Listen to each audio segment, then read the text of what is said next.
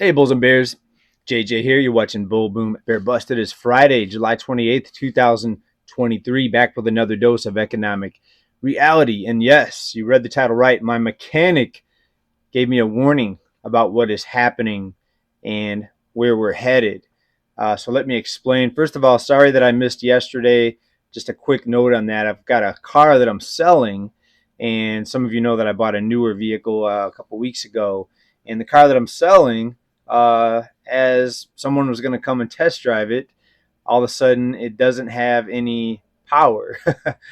So we thought the transmission went out. Turns out it was just the alternator. So in some vehicles, when the alternator goes out, it affects your transmission performance because all the electrical connection systems. So basically, I could not shift into reverse. So it was interesting getting it to the mechanic. I'll just say that. But it was just an alternator, not the end of the world, not a lot of money.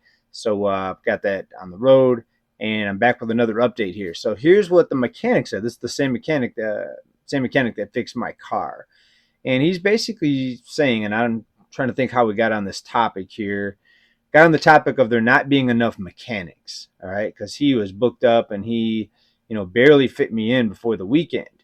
And I'm talking about, the labor situation, how a lot of people don't want to work very hard and they don't want to really sweat to make money. And he was agreeing with me. Now, he came to this country from Iraq in 2000. Well, I'm not sure the year, when he was 16. So no, way before 2000. This would have been way back because he's in at least his 60s right now. And he's saying that a lot of what he saw back then with poverty and the wealth transfer from the rich, from the poor and the middle class to the rich, he says he sees the same things happening today in this country as what he saw in his home country back then before he came to America, and also what he saw just on the news and people that he still knows back in his home country. So this is something that's happening that you see in other parts of the world. I think what's happening right now in the United States, and we see this economic bubble getting bigger. We see the rich getting richer with this inflation, cost of living, people having a harder and harder time getting by. So what does this mean? Basically, more people are going to rely on help and assistance in order just to survive. That's where this is headed. And I was really hoping we'd see the cost of living come down and we would see some AKA deflation in some areas. At least a few areas would be nice to make things more affordable. Maybe if car prices came down, if gas came down, if home prices, if rents came down, something to help the average working person. For example, we've got people making $16 an hour now at McDonald's. Some McDonald's, I'm not sure if it's all McDonald's, but some of the McDonald's that I drove by here advertised starting wage $16 an hour. $16 an hour used to be, hey, you could get by on that. 10, 20 years ago, you could scrape by. Now, good luck. You're going to have another job in addition to that, even making $16 an hour, and probably a couple roommates in order to pay rent here in San Diego. And it's like that in a lot of the bigger cities. All right, so pretty interesting what we're seeing right here in this country, and how someone that came from basically Middle East is saying that he sees a lot of similarities here as to what he saw in his home country. The U.S. dollar has lost 85% of its value since the 1970s, when the dollar was decoupled from gold. And the government seems bent on continuing the tradition. From now until the next elections, the government can print as much money as they want. The last time they did that, inflation went up 9%. This means one thing: the security of your future and your family's future is all in your hands. Make sure you freeze the value of the wealth that you're holding. Invest in gold with Noble Gold Investments. Gold is the one asset that is proven to withstand recession, inflation, and just about all other economic threats. Noble Gold Investments is here to help you if you want to invest in gold. You'll also get a 24-karat quarter-ounce gold standard coin for free. Go to bullboomgold.com now. That's bullboomgold.com. Link down in the description of this video. Noble Gold, the only gold company that I trust. There's always a risk of investment, and there's no guarantee of any kind.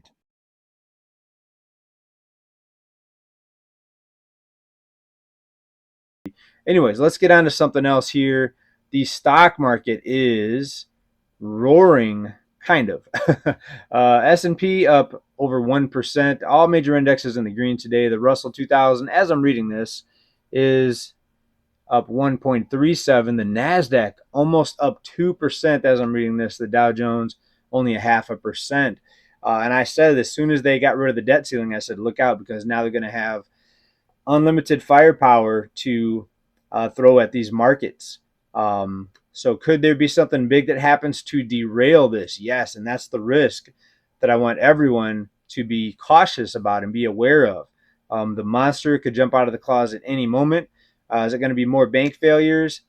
Your guess is as good as mine. What's the rug pull going to be? Is it going to be another worldwide sickness outbreak? I mean, you pick your poison, but I continue to remain cautious, and I would not go all in on these markets, to say the least.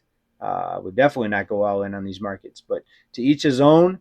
I hope you're being wise and very strategic during these times right now, because we're headed into some very, very volatile times, in my opinion, here. Not just the slow motion collapse of the middle class and the working class, but we have the threats out there. Things happening with China. We've got the new BRICS currency being announced. Let's talk about that. That announcement, happens in August, and we're going to have to, wait and see exactly what that announcement's going to be. But it's not just the actual tying a weight of gold to the currency. It's more about the reaction to that, right? So if people perceive that that's going to destroy the dollar or hurt the dollar, then you're going to see a big flight from the dollar, and you could see inflation really take off from there. So it's not just about the actual implementation of it. It's about how the markets and how investors perceive the risk to the dollar. You see what I'm saying here? So depending on how it's perceived, that'll be how it affects the dollar, right? So do you want to all be in all dollars right now? I've always warned against and urge against people. I don't give advice, but urge people to think twice and be careful and be cautious, about what you're invested in. So diversified, have precious metals, have maybe something in a money market right now. You get a 5% return right now. Look for buying opportunities, dip buys. I'm always looking out for dip buys. Stocks like Carvana have doubled and tripled and quadrupled since we talked about them here. Stocks that go down that are well-known companies, keep your eyes out for those. Some people are dip buying Anheuser-Busch. I don't know about that one. I'm not in that one personally, but some people are saying, that's an opportunity. I wouldn't go very big in that one if I was to go in it. Just from a money-making perspective, not even mentioning, the whole reason why some people are staying out of that stock. That's a whole nother story for a different channel, for a different time. Anyways, let's talk about some other news here. Banks could be in big trouble.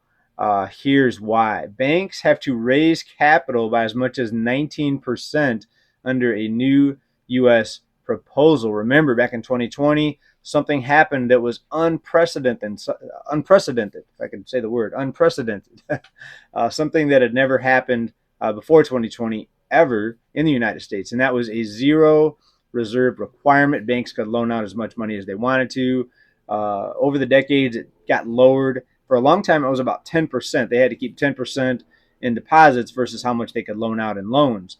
And that got dropped down. It was 5%, and all of a sudden it was 0% during 2020 and the chaos that came out of 2020. So now they're talking about a proposal to require some of the big banks, and it could be smaller and regional banks also, but this article points out at least some of the big banks should be required to carry almost 20% or to hold 20% of deposits.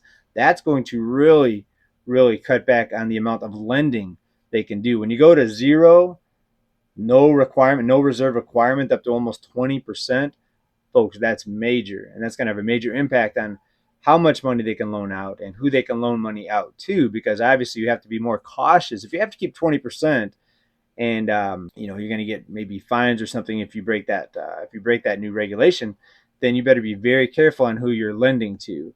All right, but on the other hand, they've been bailed out no matter what, so maybe this won't have too much of an effect, but it's definitely something to keep an eye on.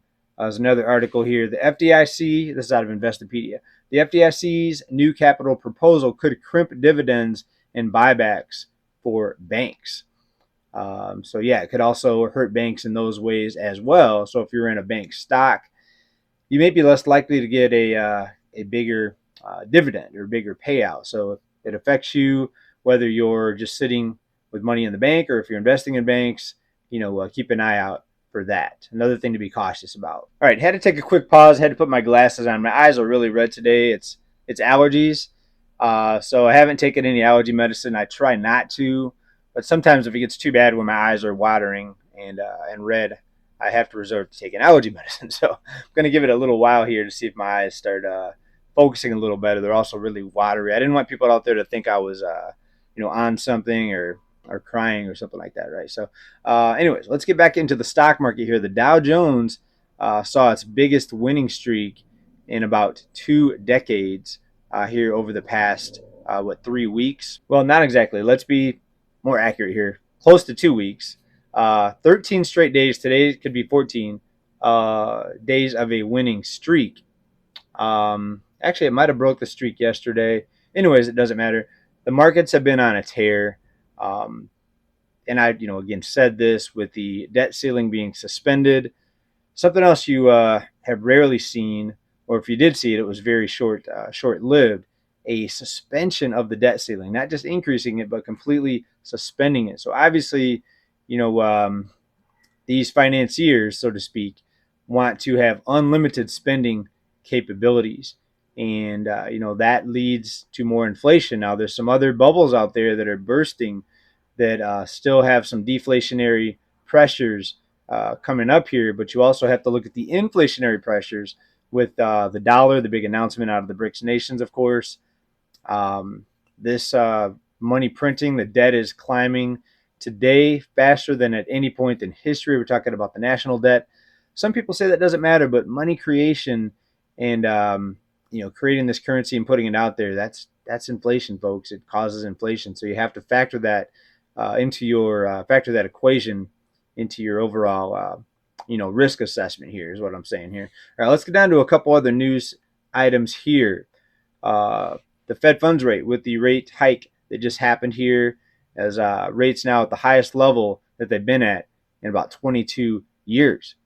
So we're going to see some more repercussions of that higher rate now. It's obviously going to happen with the amount of debt that people are in right now. Yes, people are still spending money. You're not going to go to the mall, and the mall is going to be empty. People still have credit cards. People still have credit. But is that going to change now? One, with the capital requirements, the new currency, the banks are still insolvent.